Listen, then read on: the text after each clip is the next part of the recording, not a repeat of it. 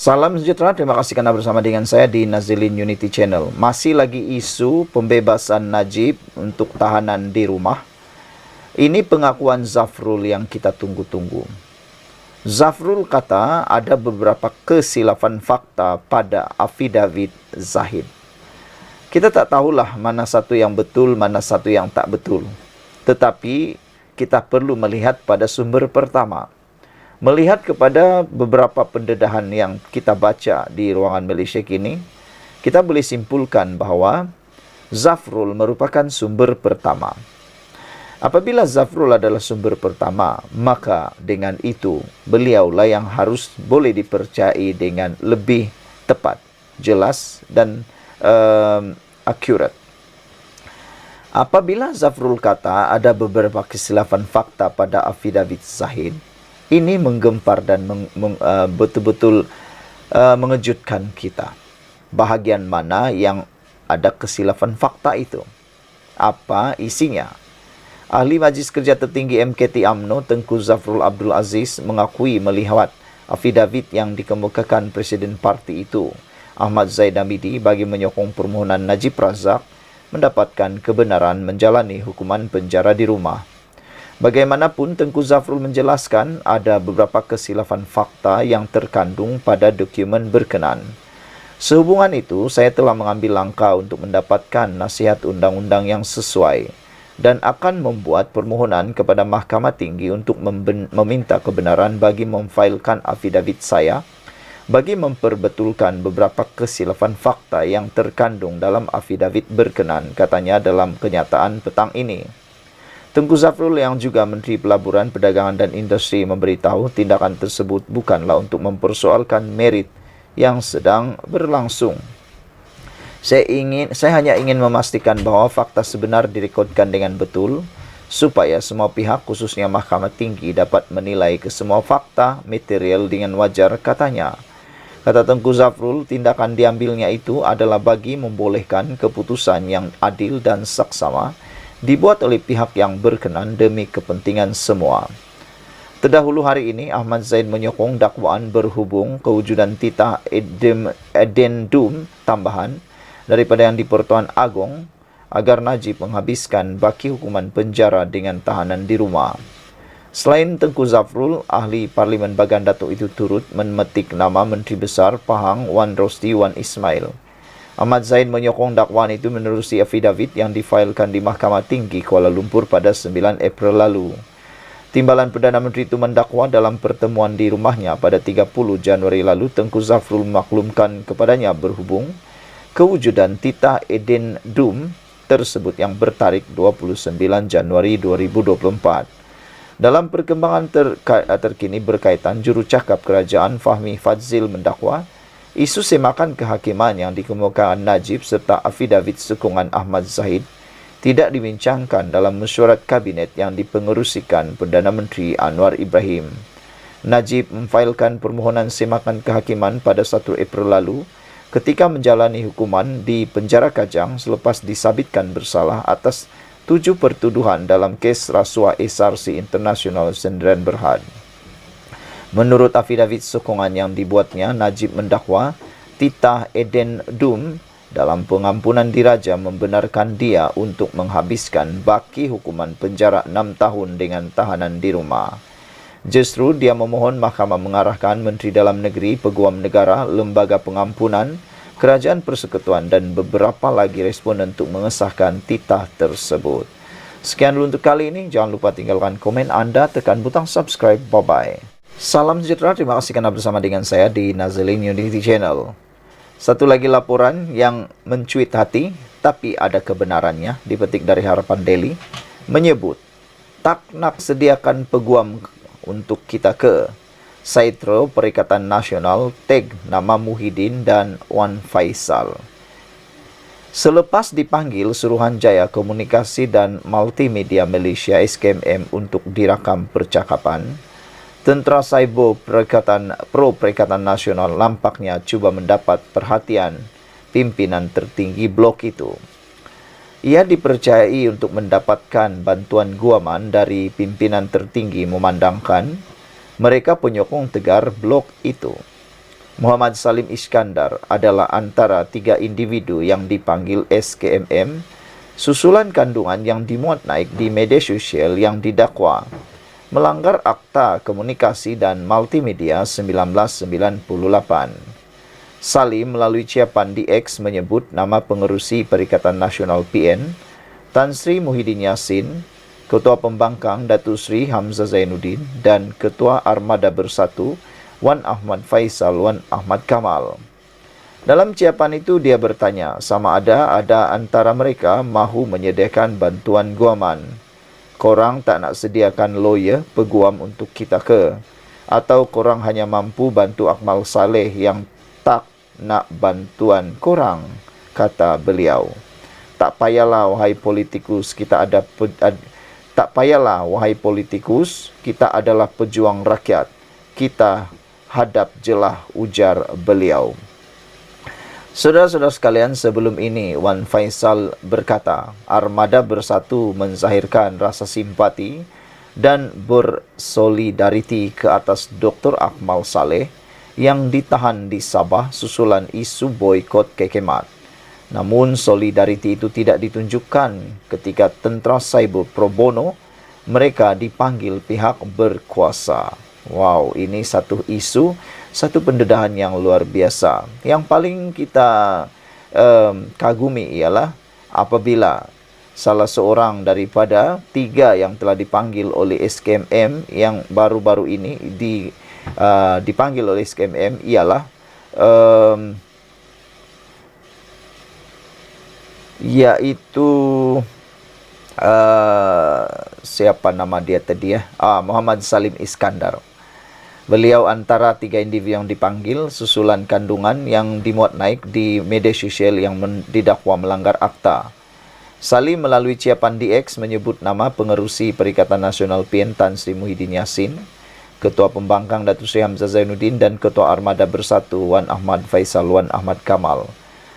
Dalam ciapan itu dia bertanya sama ada antara mereka yang mahu menyediakan bantuan guaman. Agak sedih dan pilu juga membaca hantaran beliau ini apabila beliau kata, korang tak nak sediakan lawyer peguam untuk kita ke? Atau korang hanya mampu bantu Akmal Saleh yang tak nak bantuan korang, katanya. Tapi dengan nada sinis, nada sedih, dengan dia kata, tak payahlah wahai politikus, kita adalah pejuang rakyat, kita hadap jelah, ujar beliau. Sebelum ini, Wan Faisal berkata, Armada Bersatu menzahirkan rasa bersimpati dan bersolidariti ke atas Dr. Akmal Saleh yang ditahan di Sabah susulan isu boikot di kekemat. Namun solidariti itu tidak ditunjukkan ketika tentera cyber pro bono mereka dipanggil pihak berkuasa. Sekian dulu untuk kali ini. Jangan lupa tinggalkan komen Anda, tekan butang subscribe. Bye-bye. Salam sejahtera, terima kasih karena bersama dengan saya di Nazilin Unity Channel. Ini satu lagi kejutan besar untuk Parti PAS. Dalam laporan di Harapan Daily menyebut, Presiden PAS wajar mohon maaf mengaitkan Perdana Menteri 10 Anwar Ibrahim dengan Zionis. Ditulis oleh Ahmad Mursi. Selepas tular misi gila, Perdana Menteri ke-10 Anwar Ibrahim membantu mengeluarkan keluarga saudara Nadir dari Rafah semasa bumi Gaza masih dihujani bom, membuka mata rakyat terhadap kemampuan Perdana Menteri ke-10 Anwar Ibrahim. Kesungguhan Perdana Menteri Anwar Ibrahim membantu menghentikan kezaliman terhadap rakyat Palestin tidak boleh dipertikaikan lagi seperti diakui sendiri oleh aktivis cinta Gaza Nadir An-Nuri. Katanya, dulu Saddam Hussein dan Erdogan menjadi suara lantang dalam isu ini. Kini giliran Malaysia di bawah Perdana Menteri yang ke-10. Tindakan Perdana Menteri ke-10 mengkritik depan muka pemimpin kuasa besar dunia, Amerika Syarikat dan Jerman, memberi harapan kepada masyarakat antarabangsa agar Malaysia terus ke depan membantu dalam pembebasan Palestin. Umat Islam Malaysia sepatutnya bersatu dalam isu ini dan hentikan tuduhan-tuduhan liar. Pembangkang mengaitkan Perdana Menteri ke-10 dengan Zionis. Pada Mac 2022, Haji Hadi utus surat kepada pemimpin-pemimpin Islam Timur Tengah untuk menjustifikasi tindakannya berkomplot tebuk atap. Dia menuduh usaha mencalonkan Anwar sebagai Perdana Menteri menggantikan Tun Mahathir dibuat dengan sokongan Amerika Syarikat AS, Eropah, Zionis dan Freemason. Walhal perkara itu merupakan perjanjian yang dibuat sebelum PRU 14 lagi dan Islam mengajar untuk kita berpegang kepada janji. Haji Hadi yang sedang uzur dan dalam suasana hari raya sewajarnya, dia memohon maaf atas fitnahnya itu dan membuat islah dengan memperbetulkan sikap fitnah pengikutnya. Hal ini memandangkan tindakan-tindakan Perdana Menteri ke-10 Anwar Ibrahim dalam isu Palestin hingga hari ini tidak mampu dia lakukan semasa menjadi duta khas Timur Tengah bertaraf menteri. Hentikanlah mengkritik dan bantulah usaha Perdana Menteri yang ke-10 ini. Berikut antara catatan fitnah Haji Hadi dalam surat kepada pemimpin Islam Timur Tengah. Kemudian setelah PH berjaya mengubah kerajaan dengan kemenangan mereka dalam pilihan raya, berlaku usaha dalaman untuk mencalonkan Anwar Ibrahim sebagai Perdana Menteri oleh DAP, PKR dan Amanah bagi mengenepikan Tun Mahathir dengan sokongan Amerika Syarikat, Eropah, Singapura, Zionis dan juga Freemason. Saudara-saudara sekalian, ini satu pendedahan yang luar biasa. Ramai juga yang menyokong supaya Presiden PAS wajar mohon maaf mengaitkan Zionis dengan Perdana Menteri Anwar Ibrahim.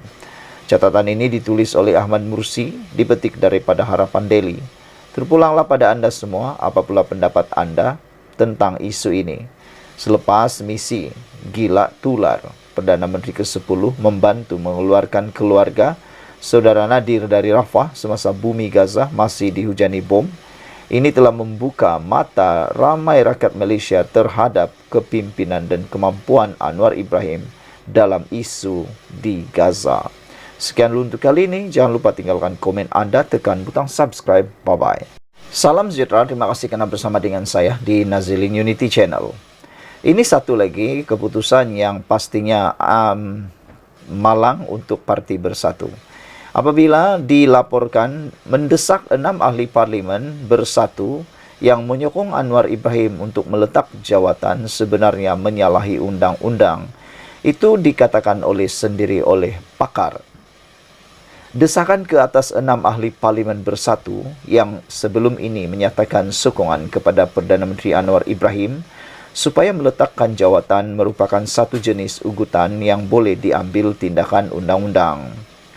Profesor Adjung Dr. Sabirin Jafar berkata demikian, kenyataan beberapa pemimpin bersatu khususnya Ketua Penerangan parti itu iaitu Razali Idris boleh dianggap mengganggu tugas wakil rakyat di bawah kanun keseksaan Akta 574.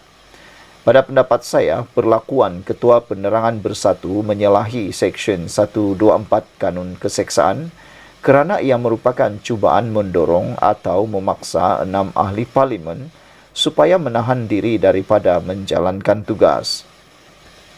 Ketua Penerangan Bersatu juga telah melakukan kesalahan di mana beliau secara langsung atau tidak langsung melakukan aktiviti yang memudaratkan demokrasi berparlimen, katanya dalam satu sidang media di Kuala Lumpur hari ini.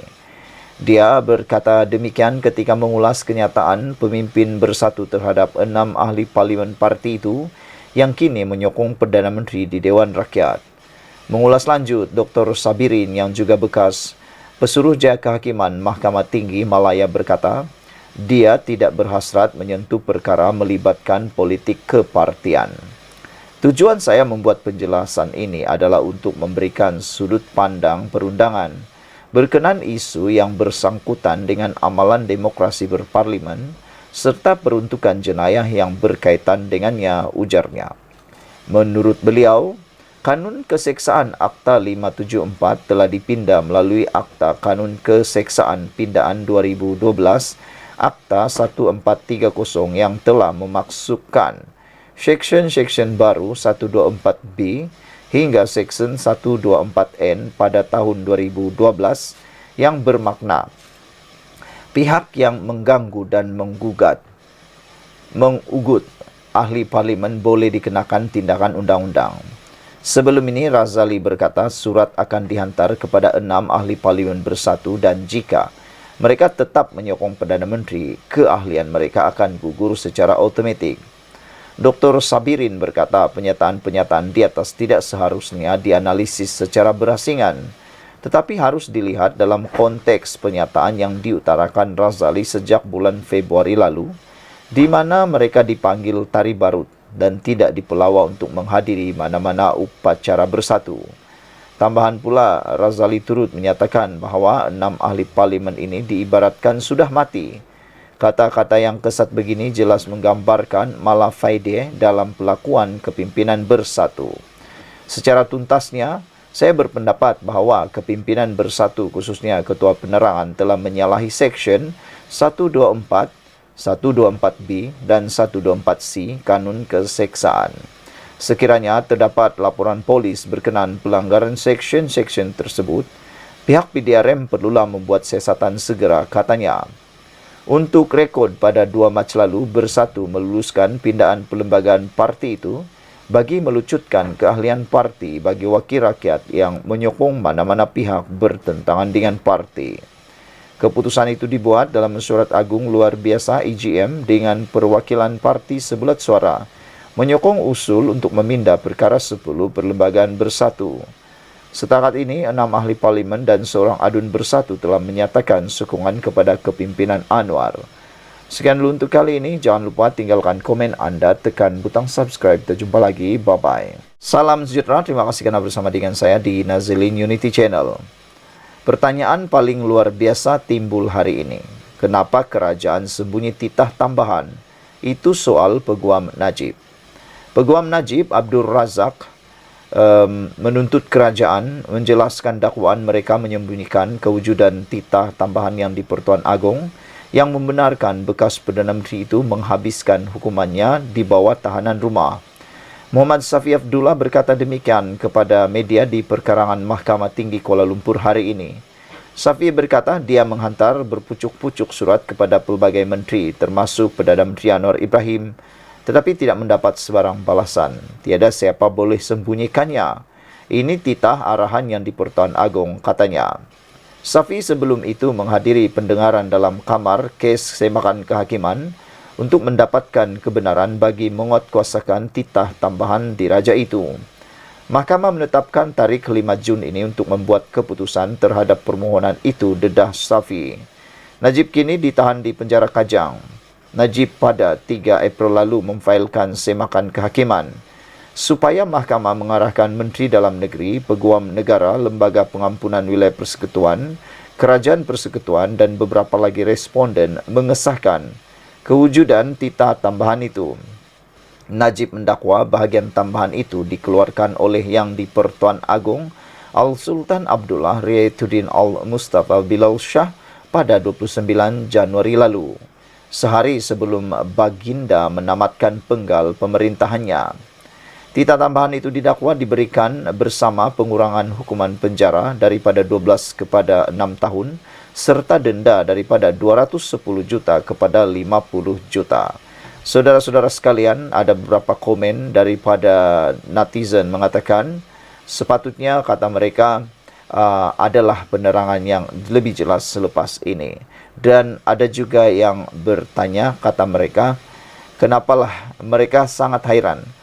Perbicaraan Najib daripada awal sampailah sekarang amat cerewet, kata mereka. Yalah, manakah tidak cerewet kan? Mereka, Najib tu nak bebas juga. Seperti anda lah, kalau anda berada pada kedudukan Najib, anda pun akan cerewet macam itu juga. Dan anda akan membuat apa-apa sahaja tindakan untuk dapat dibebaskan dan dapat dibuktikan tidak bersalah.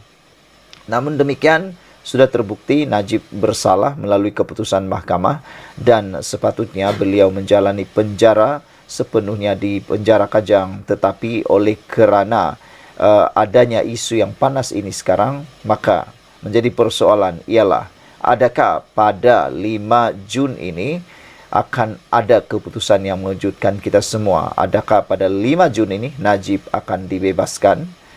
Itu persoalannya. Sekian dulu untuk kali ini. Jangan lupa tinggalkan komen Anda, tekan butang subscribe. Bye-bye. Salam sejahtera, terima kasih karena bersama dengan saya di Nazilin Unity Channel. Politik Malaysia hari ini betul-betul membuatkan ramai pemerhati menjadi stres. Ramai pengikut-pengikut politik, peminat-peminat politik di Malaysia hari ini jadi stres. Tak tahulah kenapa mereka jadi stres, kenapa kami jadi stres. Mungkin gara-gara isu pendedahan demi pendedahan yang luar biasa. Ramai netizen yang paling terkesan ialah para pengikut politik yang sudah gembira kerana banyak perkara isu berkaitan penyelewengan wang negara dapat diselesaikan oleh Anwar Ibrahim. Tetapi kali ini lain pula ceritanya apabila kes Najib makin panas semula. Adakah persoalan kali ini ialah Najib akan berjaya dibebaskan dalam masa terdekat ini? Hari ini yang paling gempar ialah apabila Zahid buat satu pengakuan yang paling luar biasa.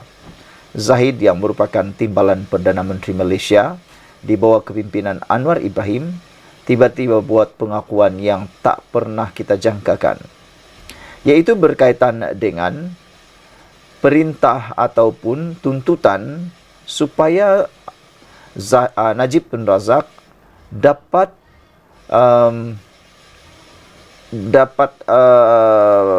penahanan di rumah dan dikeluarkan daripada penjara Kajang dan menjalani baki penjaranya di dalam tahanan rumah. Ini betul-betul membuatkan ramai netizen agak bengang pada hari ini. Ini apabila Zahid mengaku bahawa titah diraja memang ada, saya sudah baca, kata Zahid Hamidi. Tetapi selepas itu, ada lagi berbagai-bagai persoalan timbul apabila Zafrul membuat kenyataan bahawa ada kesilapan fakta. Timbalan Perdana Menteri Ahmad Zahid Hamidi menyokong dakwaan Najib Razak berhubung dakwaan kewujudan titah addendum, iaitu tambahan agar dia menghabiskan baki hukuman penjara dengan tahanan di rumah. Ahmad Zahid yang juga Presiden UMNO menyokong dakwaan itu menerusi afidavit yang difailkan di Mahkamah Tinggi Kuala Lumpur pada 9 April lalu. Dia mendakwa dalam pertemuan di rumahnya pada 30 Januari lalu, Menteri Pelaburan, Perdagangan dan Industri Tengku Zafrul Abdul Aziz memaklumkan kepadanya berhubung kewujudan titah addendum tersebut yang bertarikh 29 Januari tahun 2024. Saya sesungguhnya percaya bahawa untuk tempoh masa yang mencukupi, saya melihat dan membaca titah addendum dan saya melihat dengan jelas semua kandungannya dan bahawa ia merupakan sebahagian daripada proses pengampunan pemohon iaitu Najib yang merupakan tambahan kepada titah utama kedua-duanya bertarikh 29 Januari 2024. Justru saya dengan ini mengesahkan kewujudan titah addendum bertarikh 29 Januari 2024 yang dititahkan oleh Yang di-Pertuan Agong. Saya juga percaya selain saya dan Tengku Zafrul, anggota kerajaan yang lain telah melihat titah addendum tersebut. Secara khusus saya sedar bahawa Menteri Besar Pahang Wan Rosdi Wan Ismail juga telah melihat salinan titah addendum dan boleh mengesahkan perkara sama menurut Zahid Hamidi. Pada 4 April lalu, Safi memaklumkan seorang saksi penting dijangka memfailkan afidavit bagi menyokong semakan kehakiman Najib untuk menghabiskan baki tempoh hukuman penjara 6 tahun dalam kes rasuah SRC Internasional berjumlah 42 juta dengan tahanan di rumah. Dia memohon kebenaran untuk memulakan semakan kehakiman bagi pelaksanaan apa yang didakwa sebagai titah addendum tambahan yang di Pertuan Agong yang dikaitkan dengan keputusan Lembaga Pengampunan mengurangkan hukuman penjara 12 tahun kepada 6 tahun dan denda daripada 210 juta kepada 10 juta terhadapnya. Najib memfailkan permohonan semakan kehakiman pada 1 April lalu ketika menjalani hukuman di penjara Kajang dalam kes rasuah SRC Internasional. Menurut afidavit sokongan yang dibuatnya, Najib mendakwa titah Edemdum tambahan dalam pengampunan diraja membenarkannya untuk menghabiskan baki hukuman penjara 6 tahun dengan tahanan di rumah. Justru dia memohon mahkamah mengarahkan Menteri Dalam Negeri, Peguam Negara, Lembaga Pengampunan, Kerajaan Persekutuan dan beberapa lagi responden untuk mengesahkan titah tersebut. Dia turut memohon perintah mahkamah agar responden bukan sahaja mengesahkan perkara itu, tetapi dengan serta-merta mengeluarkan pemohon daripada penjara Kajang ke kediamannya di Kuala Lumpur, di mana pemohon akan meneruskan hukuman penjaranya di bawah tahanan di rumah. Dia turut memohon perintah Mandamus agar responden memberikan versi asal edendum diraja tersebut, kos dan apa-apa relief yang dirasakan sesuai oleh mahkamah. Dalam afidavit sokongannya pula, Najib mendakwa haknya terjejas dan dilanggar oleh responden dengan mengabaikan pertanyaannya berkenaan dakwaan bahagian tambahan tersebut. Dakwanya tindakan responden mengabaikan permintaannya merupakan pelanggaran terhadap hak asasinya di bawah Perlembagaan Persekutuan, selain bersamaan dengan penghinaan kepada agama. Dia turut mendakwa responden cuba menyembunyikan kewujudan bahagian tambahan itu. Pada 4 Mac lalu, Menteri Dalam Negeri Saifuddin Nasution Ismail memberi jaminan Najib tiada dalam senarai banduan yang akan menjalani hukuman penjara menerusi tahanan di rumah. Dia memberitahu Malaysia Kini bahawa program pelepasan banduan secara berlesen hanya menyenaraikan tahanan yang menjalani hukuman penjara kurang dari 4 tahun, warga emas, wanita hamil dan orang kurang upaya OKU. Najib tidak masuk senarai itu, katanya. Pada bulan itu juga, Harian Metro melaporkan Kementerian Dalam Negeri bersetuju secara prinsip untuk inisiatif tersebut bertujuan mengurangkan kesesakan di penjara, bukan untuk disalahgunakan oleh pemimpin yang disabitkan kesalahan. Saifuddin juga menolak dakwaan dasar tahanan rumah bertujuan untuk membolehkan Najib menjalani baki tempoh hukuman penjara dengan selesa, menyifatkannya sebagai berniat jahat. Beberapa komen daripada netizen menyatakan walaupun Najib berjaya dalam permohonannya dan ditahan dalam rumah, percayalah UMNO takkan meningkat sokongan orang Melayu. Terus terpalit dengan isu Najib dan Zahid, sebagian besar orang Melayu setuju Najib dengan kesalahannya dipenjarakan terus di Kajang.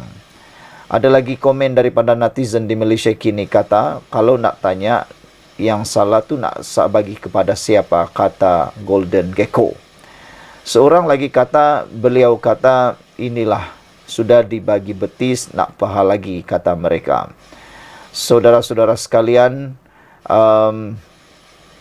ada yang bertanya mengapa Najib boleh dapat hukuman di rumah. Itu adalah antara pertanyaan netizen yang sebenarnya secara logiknya boleh ditanya. Sekian dulu untuk kali ini. Jangan lupa tinggalkan komen anda, tekan butang subscribe. Bye-bye.